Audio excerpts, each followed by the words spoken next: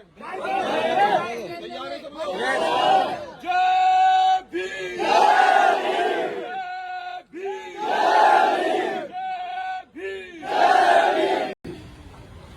साथियों, जो 2 वर्ष की बेटी के साथ में जो जघन्य अपराध हुआ है, ये अपराध इतना जघन्य है कि जिस व्यक्ति ने अपराध किया है कि वो कितना शातिर अपराधी होगा कि जिस बेरहमी से उस बच्ची को मारा गया है।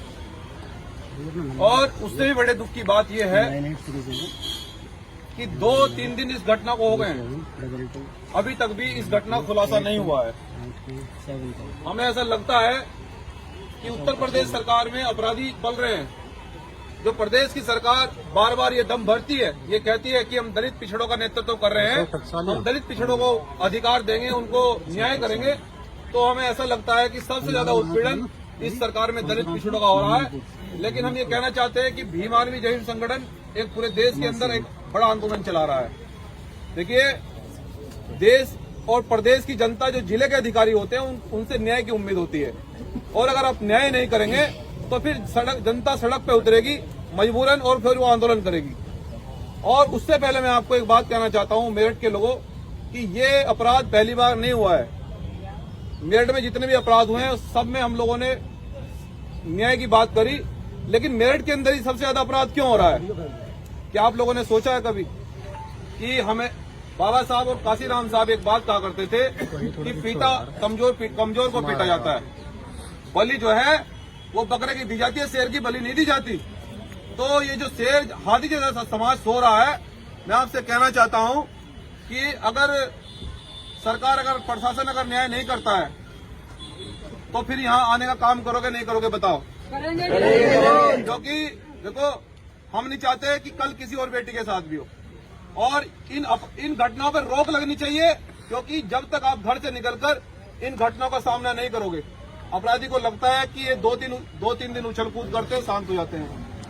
अब हमें शांत नहीं होना है। मंजीत भाई संघर्ष करें, हम तुम्हारे साथ हैं।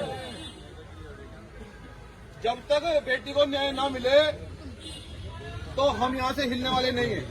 और जिलाधिकारी महोदय, हम आपसे न्याय की उम्मीद लेकर आए हैं। अगर आप न्याय नहीं करोगे तो भैया सरकार आपकी है, प्रशासन आपका है, आप हम पे लाठीचार्ज करवा दो, लेकिन हम संविधान को हाथ में लेकर बैठे हैं। जब तक न्याय नहीं मिलेगा, बेटियों के हत्यारों को जब तक आप सलाखों के पीछे नहीं पहुंचाओगे, जब तक हम यहाँ से हिलने वाले नहीं हैं। और ये बहुजन समाज के लोगों, आप भी यहाँ से संकल्प लेकर जाएं। अगर हमें प्रशासन न्याय की उम्मीद नहीं जगती है, कोई यह न्याय प्रिय कोई आश्वासन नहीं देता है प्रशासन, तो फिर तैयार करना महापंचायत जिलाधिकारी के ऑफिस के सामने होगी। और इस बार सुनो, बैठ जाओ माता जी। अब ये एक पीड़ित परिवार हो रहा है। कल एक हमारे भाई को गोली मारी। माता जी बैठ जाओ, भैया बैठ जाओ, आप बैठो यहाँ माता जी, बैठ जाओ माता जी, ये बैठ जाओ बहन, बैठ जाओ। अब ये परिवार एक और आ गया है। इस परिवार के व्यक्ति को कल गोली मारी गई है, उसमें भी अब तक कोई स्पष्टीकरण नहीं आया। तो हम ये कहना चाहते हैं कि जिस प्रकार से गोलियों से हम लोगों को भूना जा रहा है, गाजर मूली की तरह काटा जा रहा है, कब तक सहन करोगे? क्या हम लोग गाजर मूली की तरह कटने के लिए पैदा हुए? नहीं।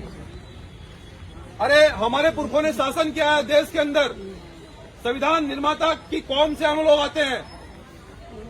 हमें इस अपराध का सामना करना पड़ेगा, और सब लोग संविधान को हाथ में लेकर, देखो इस बार हम सरकार का ऐसा इलाज करेंगे कि ध्यान रखेगी सरकार भी। मैं आपसे वादा कर रहा हूं मेरठ की धरती पर, क्योंकि हम स्वाभिमानी लोग हैं। हम लोग देश के अंदर, फिर से बता रहा हूं कि एक बड़ा आंदोलन चला रहे हैं। अगर हमारे इस बेटी के साथ में, दोनों परिवारों के साथ में न्याय नहीं होता है तो महापंचायत की घोषणा करेंगे, लेकिन पूरे पश्चिम उत्तर प्रदेश के लोग पहुंचेंगे नहीं पहुंचेंगे इस ऑफिस पर? सब लोग हाथ में संविधान को लेकर निकलना, सब लोग संविधान को हाथ में लेकर निकलना, और एक ऐसी क्रांति होगी कि आज के बाद कोई घटना करने से पहले बहुजन समाज के लोगों पर सोचेगा। तो मैं ऐसी उम्मीद करता हूं। अभी अधिकारियों ने कहा है कि मीटिंग चल रही है, बात करेंगे, तो पहले अधिकारियों से क्या शासन देते तो उनसे बात कर लें, उसके बाद फिर हम ऐलान करेंगे महापंचायत का। सब लोग तैयार हैं? हाथ खड़ा करके बताओ, तैयार है? जेल भी भेज सकते हैं। तैयार है सब लोग?